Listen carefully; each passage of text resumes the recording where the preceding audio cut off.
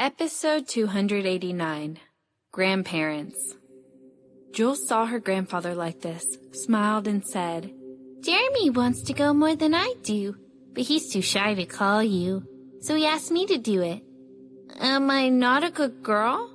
Serena heard that her daughter's voice was somewhat different, but she did not think much of it and chuckled. You were just setting your brother up. I know it's you who wants to go.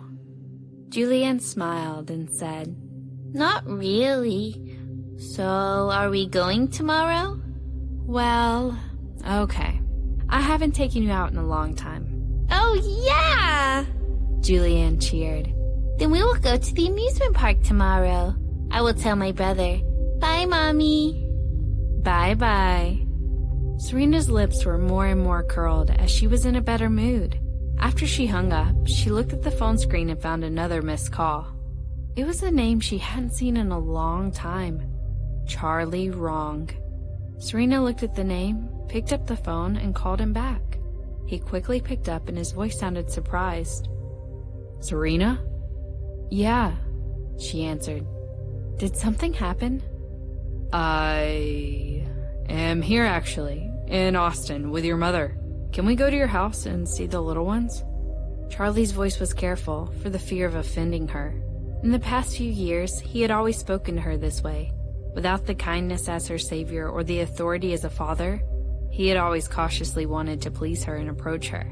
She knew that he wanted to get her forgiveness. Hearing this, Serena pursed her lips and felt a little guilty. You don't have to do this. However, before she said anything, Charlie quickly said, I bought toys for the children. Julianne should like dolls at her age.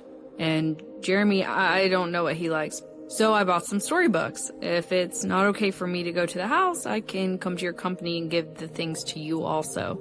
Is that all right? Please come by the house. Serena felt a bit uncomfortable in her heart. Inexplicably, she felt sad.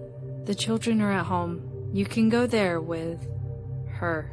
I am still busy and will be home a little later. Charlie heard this and was overjoyed.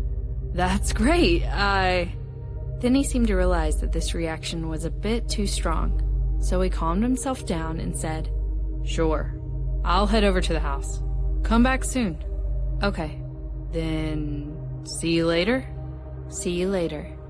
When Charlie heard this, he suddenly felt that the world was bright. He sounded excited immediately. Well, see you soon. Serena hung up and leaned heavily against the back of the chair. It was so tiring talking like that. She eventually couldn't calm down to deal with business, so she simply piled documents up and brought them home. When she got home, Charlie and Camilla had already arrived.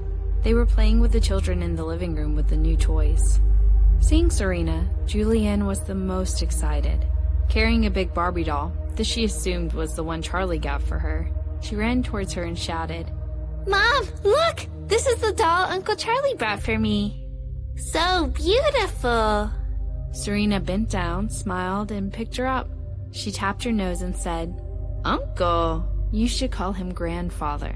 Call him grandfather.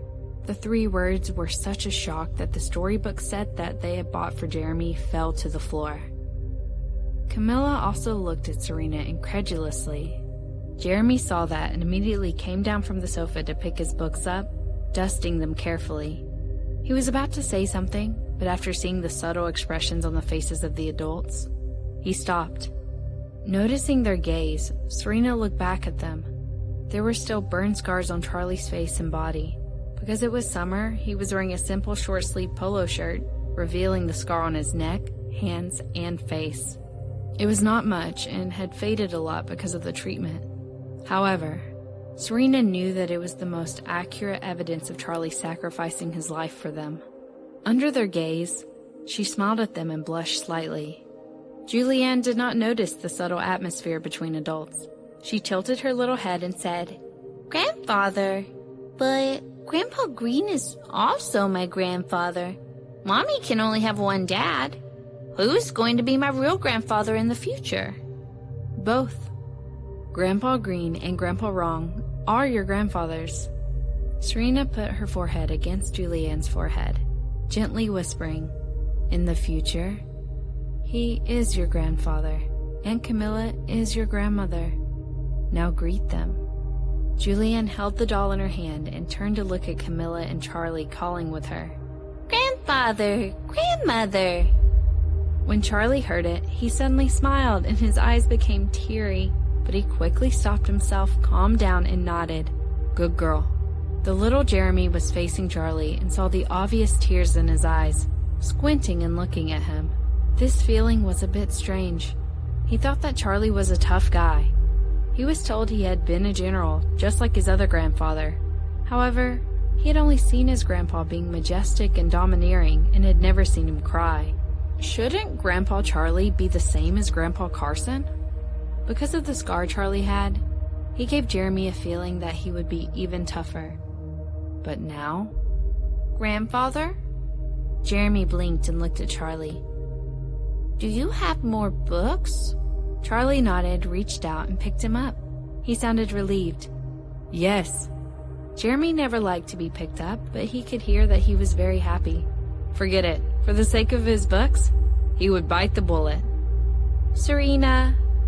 Camilla was not as tough as Charlie, and her tears immediately came down despite her big smile. Julianne was shocked. Grandmother, why are you crying? Camilla wiped her tears and shook her head. Grandma's just happy. She's not crying. Come, give Grandma a hug. She stood up and reached out to Julianne. Julianne grabbed the doll and leaned towards Camilla. She said, Grandma, does the doll have more clothes? I would like to change her for a tea party. Camilla caressed the little girl's head and said, Yes, she has many dresses, just like you. Seth stood on the side of the hallway and looked at them enviously. That looks so nice.